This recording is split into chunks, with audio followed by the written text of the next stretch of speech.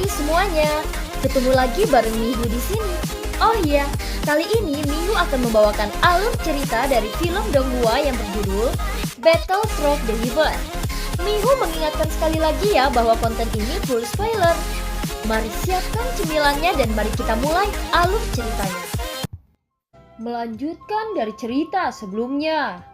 Kami berlatih semangat juang. Apakah Anda tahu dari mana semangat juang berasal? Roh juang berasal dari surga dan bumi.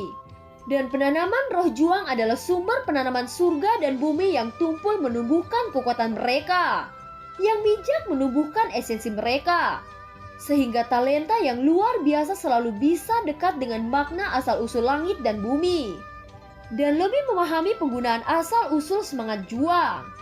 Oleh karena itu, walau pada tingkat yang sama namun kekuatan tempurnya sangat berbeda. Ucap Patriark Klan Youtian memiliki sedikit rasa iri. Dan apa yang disebut rana pencerahan ilahi adalah origin ki. Jadi apakah Xiaoyan diberkati oleh kemalangan? Tanya Ziying memandang Xiaoyan yang berpergian dengan cara yang malang. Dan ekspresinya yang agak suram menjadi kegembiraan. Apa yang memberkati dari kemalangan? Tubuh Xiaoyan tiba-tiba muncul dari ilusi berdiri di depan Ziying dengan sedikit kebingungan. Seolah-olah dia baru saja bangun dari mimpi, kesedihan di wajahnya tetap tak berkurang. Meskipun masalah leluhur disesalkan, Ziying masih harus memberi salam kepada Anda karena memasuki ranah pencerahan ilahi. Ucap Ziying, adakah yang layak untuk diberi selamat? Saya memiliki pengalaman serupa sebelumnya dan tidak merasakan apa-apa. Ucap Xiaoyan, Anda adalah pencerahan. Tidak sama dengan pencerahan ilahi. Pencerahan adalah ketika Anda tiba-tiba menemukan sesuatu atau terobosan baru di dunia Anda sendiri. Sedangkan pencerahan ilahi adalah pencerahan semangat pembenaran. Seolah-olah Anda terjaga tetapi Anda tidak tahu bahwa Anda memiliki mimpi, Anda tidak dapat mengingat mimpi itu. Tetapi segala sesuatu yang terjadi telah tercetak dalam darah Anda. Ini adalah yang paling misterius dari kekuatan origin ki. Ucap Patriark Youtian. Apakah maksud Patriark Youtian bahwa saya yang mengendalikan satu sisi dunia ini seolah-olah saya adalah tuannya? Ucap Xiaoyan. Ya, itu adalah deduksi dari kekuatan asal. Bagaimana kamu melakukannya? Ucap Patriark Youtian memandang Xiaoyan dengan rasa iri. Xiaoyan hanya menyadari bahwa pemahamannya dalam hal ini tiba-tiba terbuka. Dan tampaknya telah memasuki tingkat kontrol yang lebih dalam. Mungkinkah ini merupakan penghargaan untuk ranah pencerahan ilahi? Sudah berapa tahun Anda menjadi Kaisar Dao?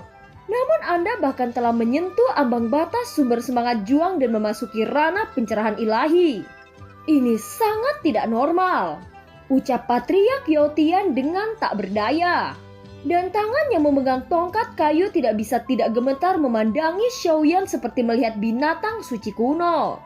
Tidak heran Xiaoyan dapat bertarung dengan sangat mudah.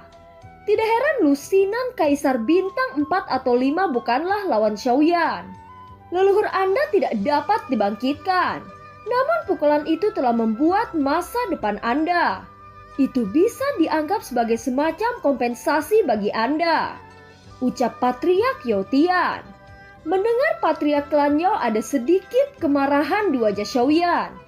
Xiaoyan dapat mengkonfirmasi bahwa jika ia bertemu dengan Kaisar Bintang 5 lagi, ia tidak akan sulit menghadapinya. Namun dibandingkan dengan kebangkitan leluhur Xiaoshuan, apa itu ada artinya?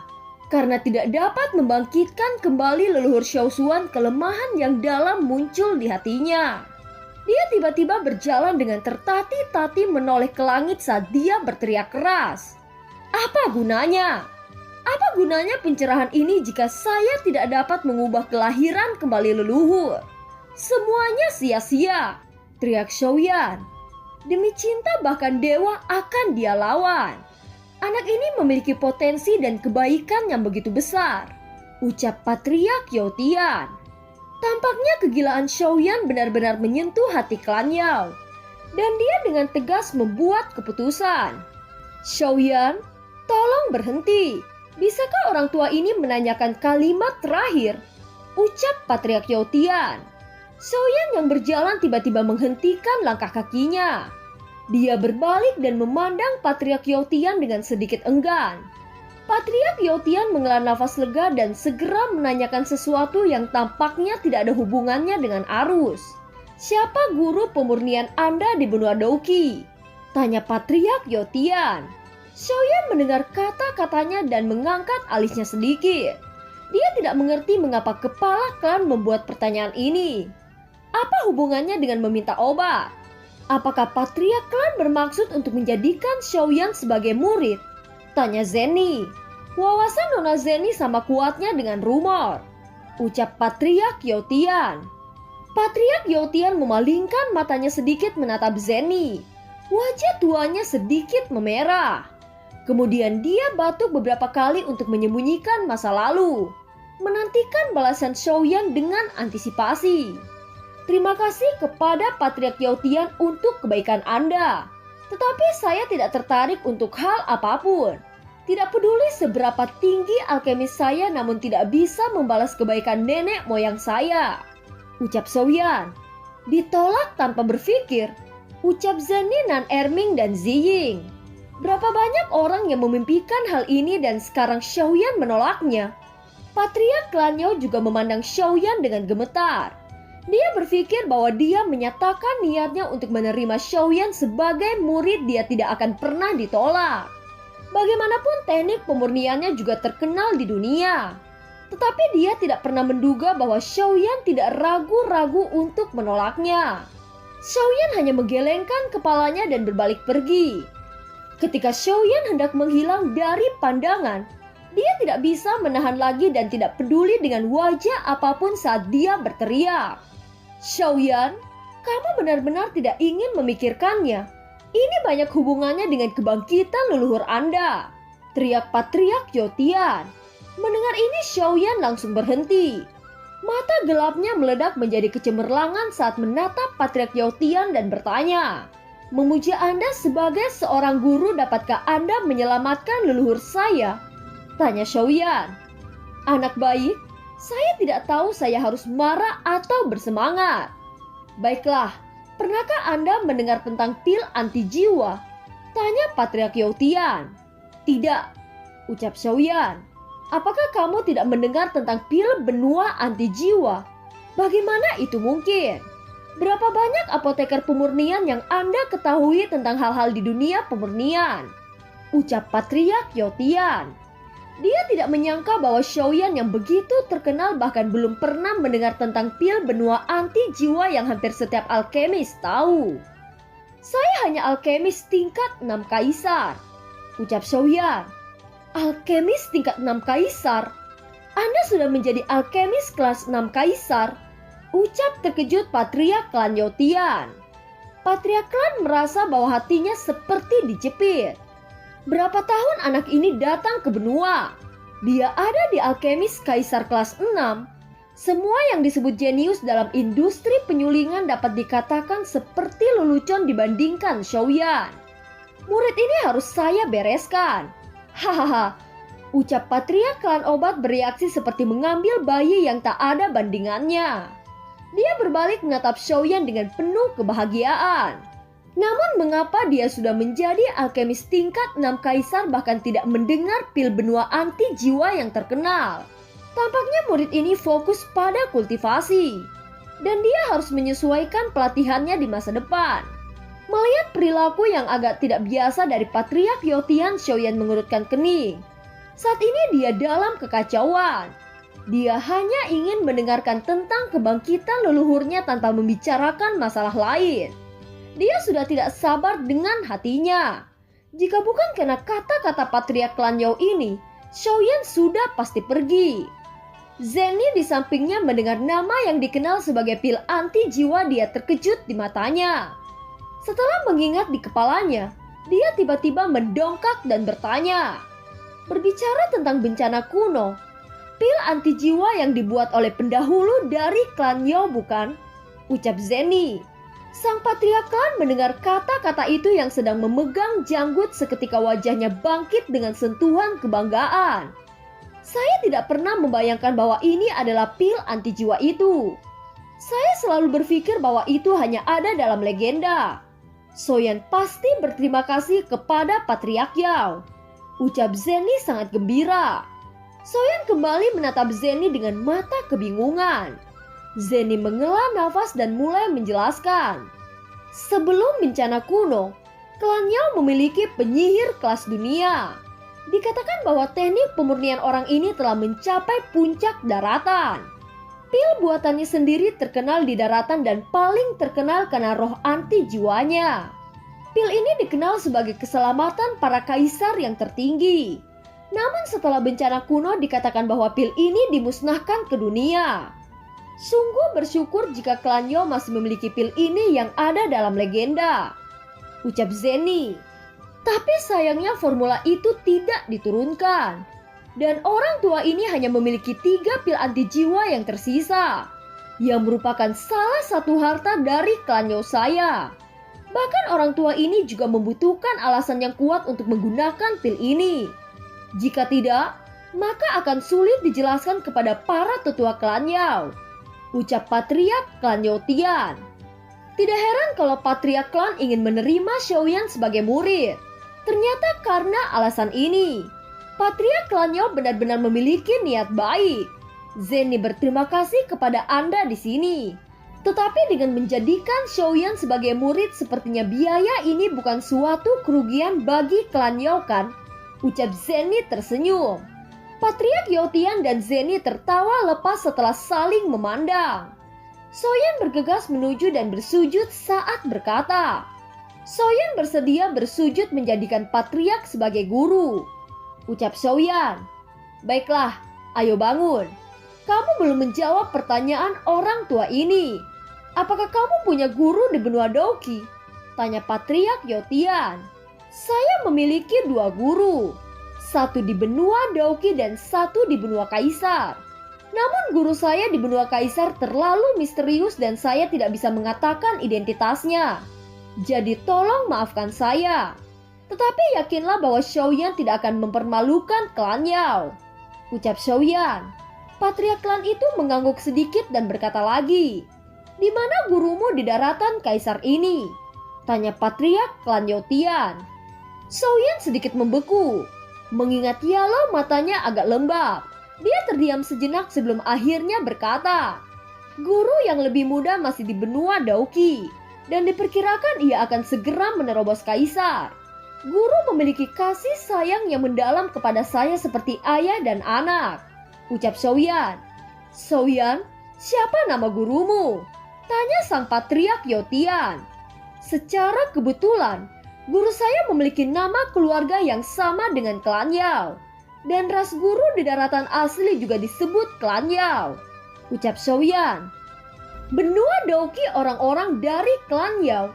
Ucap terkejut Patriark Yao Tian. Setelah mendengar ini, Patriark klan mengeluarkan sebuah buku kuning pucat di tangannya.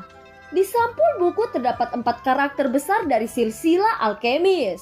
Patriark Yao Tian membalikkan bagian belakang buku ke atas dan membuka halaman terakhir secara langsung.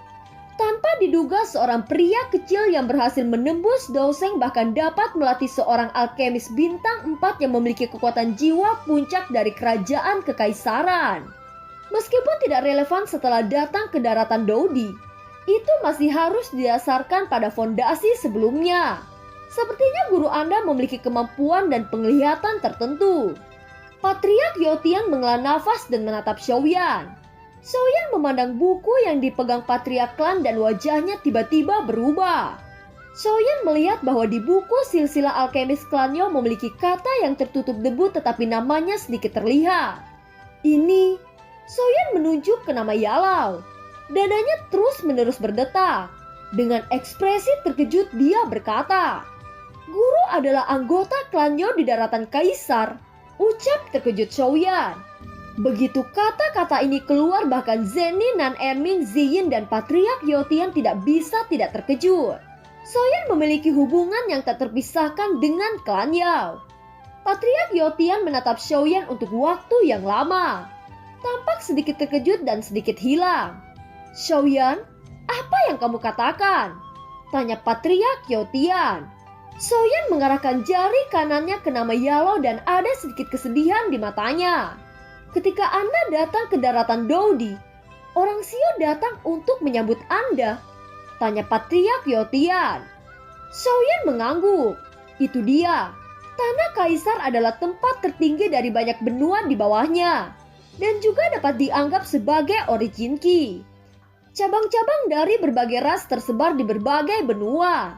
Setelah menerobos Dowdi, mereka akan datang ke benua Dowdi ini, yang dapat dikatakan kembali ke tempat asal atau yang disebut origin. Tetapi metode untuk merasakan cabang berbeda satu sama lain hanya dari buku silsilah ini ketika menerobos ke Dowdi. Ketika klan dipromosikan ke Doseng, itu dapat ditampilkan dalam silsilah tetapi warnanya sedikit lebih gelap. Itu akan cerah hanya ketika sudah menjadi Dowdi. Dan klan Yosaya akan mengirim seseorang untuk menjemputnya, ucap Yotian. Xiaoyan tiba-tiba menyadari mengapa dia dijemput oleh keluarga Sio ketika dia baru tiba di daratan Dowdi. Sangat tidak terduga bahwa Anda adalah murid yang diterima oleh seseorang dari cabang Yosaya. Saya akan menerimamu sebagai murid dan ketika gurumu Yalo datang, orang tua itu akan memberikan ganjaran kepada saya atas merawat muridnya, ucap Patriark Yotian tertawa terbahak-bahak. Cinta klanyo kepada Xiaoyan juga membuat Zenny menghela nafas lega. Dan memiliki hubungan yang begitu dekat dengan klanyo itu akan sangat membantu masa depan Xiaoyan. Xiaoyan tidak banyak berpikir setelah menyadari ikatan klanyo di benua Kaisar dan Yalo di benua Douqi. Anak baik, lihat kamu terburu-buru. Ketika Anda menerima saya sebelumnya, Anda masih begitu khawatir. Karena guru Anda berasal dari cabang klan Yao, maka saya akan menjadi guru Anda. Merupakan kehormatan besar bagimu untuk menerima saya sebagai guru. Selain itu, lelaki tua ini tidak pernah menerima murid, ucap Yotian tertawa lepas. Meskipun kata-kata Yotian kasar, Xiaoyan harus mengakui bahwa itu sangat dibenarkan. Selain itu, begitu Yalo menerobos Dowdi dan datang ke daratan Dowdi, dia bisa bergabung dengan klan Yao. Dan masa depan guru tidak akan terbatas. Ini adalah sesuatu yang ingin dilihat Xiaoyan. Baiklah, saya menerima Anda sebagai murid, tetapi dengan syarat bahwa saya akan menjadi murid dalam nama, ucap Xiaoyan. Saya setuju, ucap Yotian. Yotian sangat senang melihat ini. Ada satu hal yang harus saya katakan, saya harap Anda siap secara mental. Pil jiwa di mata orang luar adalah obat mujarab dari benua Kaisar. Sebenarnya ini bukan masalahnya, dan ini hanya memiliki kemungkinan kebangkitan tertentu, ucap Yotian. Yotian menatap Xiaoyan dengan tatapan khawatir di matanya. Mengapa guru tidak mengatakannya sebelumnya, ucap Xiaoyan. Yotian menatap Xiaoyan dan perlahan-lahan berkata, nasib ini bertentangan dengan kehendak langit. Lagi pula pil ini sangat menentang surga dan memiliki efek yang luar biasa, ucap Yotian. Bagaimana dengan sisa-sisa jiwa? Tanya Xiaoyan dengan gugup. Mungkin sekitar 20%, ucap Yotian. 20%? Tidak hanya Xiaoyan tetapi semua orang termaksud Zenny sedikit tercengang, kemungkinan hanya 20%. Xiaoyan terlihat suram di wajahnya. Segera Xiaoyan mengembuskan nafas panjang dan berkata, apakah tidak ada cara untuk meningkatkan peluang? Ucap Xiaoyan. Bagaimanapun itu adalah sisa-sisa jiwa. Tetapi tidak peduli berapa persen, itu semua adalah keberuntungan. Sekalipun peluangnya 10% itu akan bisa berhasil. Meskipun peluang 90% itu bisa gagal. Semua tergantung keberuntungan, ucap Yotian. Xiaoyan, Anda tidak perlu berkecil hati. Kita tidak akan pernah tahu sebelum mencobanya. Selama masih ada peluang kita harus mencobanya, ucap Zenny. Guru dan Zenny masuk akal. Xiaoyan bersedia bertaruh dan percaya bahwa leluhur akan dapat bangkit kembali dan kemudian menyaksikan kemakmuran klan Sio. Ucap Xiaoyan, Anda pantas untuk menjadi murid baik saya. Ucap Yotian memuji keteguhan hati Xiaoyan. Ada batasan untuk pil ini. Jika leluhur Anda mencapai Kaisar Bintang 8, maka ramuan ini tidak bekerja. Benua ini pada dasarnya terlalu lambat untuk menyembuhkan diri dari kekuatan Kaisar Bintang 8 Puncak. Jika Kaisar Bintang 8 bisa dihidupkan, maka benua ini sudah hancur sejak beribu-ribu tahun yang lalu. Ucap Yotian. Leluhur yang ingin saya hidupkan jauh dari Bintang 8 Kaisar. Ucap Xiaoyan. Jauh dari Bintang 8? Ucap Yotian sangat terkejut. Xiaoyan tersenyum pahit dan berkata, leluhur yang ingin saya hidupkan berasal dari benua Douqi. Ucap Xiaoyan. Mendengar pernyataan Xiaoyan, Yotian tertawa terbahak-bahak. Segera dia berkata, Xiaoyan, Anda benar-benar orang yang diberkati. Anda tahu ramuan ini jika dikasih ke orang di bawah Kaisar Dou efeknya akan 100% atau 80%. Walaupun itu sisa-sisa jiwa. Ucap Yotian. Benarkah? Ucap Xiaoyan sangat gembira sampai-sampai memeluk Zenny. Zenny yang sadar dipeluk Xiaoyan wajahnya menjadi merah merona. Itu tentu saja. Anda tidak perlu khawatir memikirkan berapa banyak energi yang dibutuhkan untuk Douseng. Bahkan kebangkitan Kaisar Dou tidak akan menjadi masalah apalagi Douseng kecil. Ucap Yotian. Semua orang merasa lega. Dan semua kerja keras Xiaoyan akhirnya dibayar dengan kebahagiaan. Terima kasih guru. Xiaoyan akan selalu mengingat kedermawanan guru. Ucap Xiaoyan tersenyum. Zenny tersenyum merasakan kegembiraan Xiaoyan. Xiaoyan, masih ada beberapa hal yang harus disiapkan.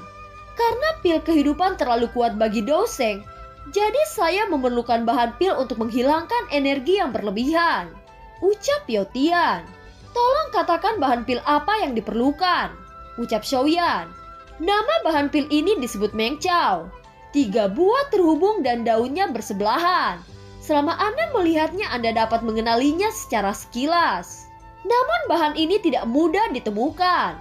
Menurut pengetahuan orang tua ini, bahan ini tumbuh di tanah ilusi. Dalam beberapa tahun terakhir, karena beberapa perubahan di daratan Doudi, tanah ilusi ini telah diperkirakan akan segera dibuka. Ini merupakan berkah Anda dan Anda dapat masuk mengambil bahan pil ini. Akan tetapi tempat itu sangat berbahaya di mana orang kuat yang berkuasa. Banyak bakat muda yang tak terhitung jumlahnya dari benua kaisar yang akan membanjiri ke dalamnya. Selain itu di sana terdapat banyak binatang buas. Mereka yang memasuki tanah ilusi akan menghadapi pembunuhan tanpa akhir. Ucap Yotian. Mendengar kata-kata ini, Xiaoyan mengangguk. Baik Nan Erming dan Ziyin tahu tanah ilusi ini. Ketika tanah ilusi terakhir kali dibuka, mereka hanya bintang di tahap akhir dan tidak berani masuk. Sekarang mendengar patriark klan Yao mendorong Xiaoyan untuk memasuki tanah ilusi ini, punggungnya berkeringat dingin. Bahkan hati Zenny sedikit bergetar. Dia tahu betapa bahayanya tanah ilusi itu. Meskipun dia belum pernah ke sana, dia masih tahu tanah ilusi ini tempat putus asa bagi Kaisar Bintang 4 untuk naik Kaisar Bintang 5. Tidak bisa dibayangkan darah yang mengalir di tanah ilusi itu. Bahkan jika dia lebih kuat dari Xiaoyan, dia tidak bisa menjamin bahwa dia bisa keluar hidup-hidup. Dikatakan bahwa tanah ilusi dibuat oleh keberadaan puncak Dou Xian tahun itu. Tanah itu sudah ada sejak zaman kuno. Jika Anda takut mati, maka Anda tidak perlu pergi. Ketika lelaki tua ini memasuki tanah ilusi, sebatang tongkat kayu milikku ini menghantam banyak lelaki kuat dan jatuh ke air. Itu membuat saya dijuluki jenius tak tertandingi dalam satu gerakan. Anda adalah murid orang tua ini. Jika Anda tidak pergi kemana wajah orang tua ini akan ditaruh. Lagi pula bahan itu hanya berada di tanah ilusi dan tidak ada cara lain untuk menghidupkan kembali leluhur Anda. Ucap Yotian. Karena ini menyangkut leluhur Xiao Xuan, maka saya akan masuk ke tanah ilusi. Ucap Xiaoyan. Sebelum Anda memasuki tanah ilusi, Anda akan memasuki kuil klan Yao yang disebut kuil hati. Dan mereka yang bukan klan Yao tidak bisa masuk. Ini adalah tempat di mana nenek moyang klan Yao berlatih dan meninggalkan banyak tanda jiwa. Siapapun yang memasuki kuil Yao dapat menjawab pertanyaan yang diturunkan oleh leluhur. Itu bisa mendapatkan wawasan dan sisa kekuatan jiwa. Jika Anda mendapatkan sisa kekuatan jiwa, maka kekuatan jiwa Anda akan mencapai puncak kerajaan jiwa. Ucap Yotian. Xiaoyan terkejut mendengar kata-kata Youtian. Zene dan yang lainnya terpana. Sangat jelas bagi semua orang betapa sulitnya untuk meningkatkan kekuatan jiwa. Jika Xiaoyan bisa mendapatkan kesempatan ini, itu akan menjadi keuntungan besar. Tetapi itu adalah kuil rahasia untuk anggota klan Yao, bukan? Lalu bagaimana saya bisa masuk? Tanya Xiaoyan. Anda adalah jenius dalam klan Yao. Terutama Anda adalah murid saya. Tetapi sebelum itu kita harus menemui penatua. Ayo pergi. Aku akan menemanimu.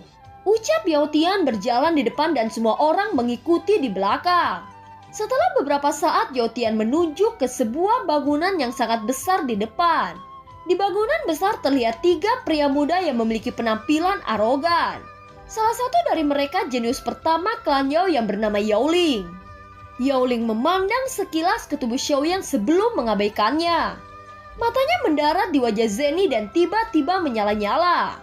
Yao Ling tahu bahwa Xiaoyan membuat keributan besar di gerbang klan Yao. Patriark Youtian melirik Yao Ling, dia berkata, "Ini adalah murid yang diterima oleh orang tua ini." Ucap Youtian. Sontak ketiga pemuda jenius yang mendengar kata-kata itu langsung terkejut. Orang ini yang telah bertarung di wilayah klan sebelumnya sekarang telah menjadi murid klan Yao. Semua orang merasa sarafnya putus dan tidak bisa berputar. Selain itu, selama bertahun-tahun Patriark tidak pernah menerima seseorang sebagai murid.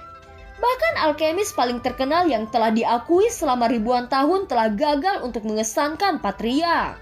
Semua orang menatap mata Xiaoyan dengan kecemburuan dan kecurigaan yang mendalam.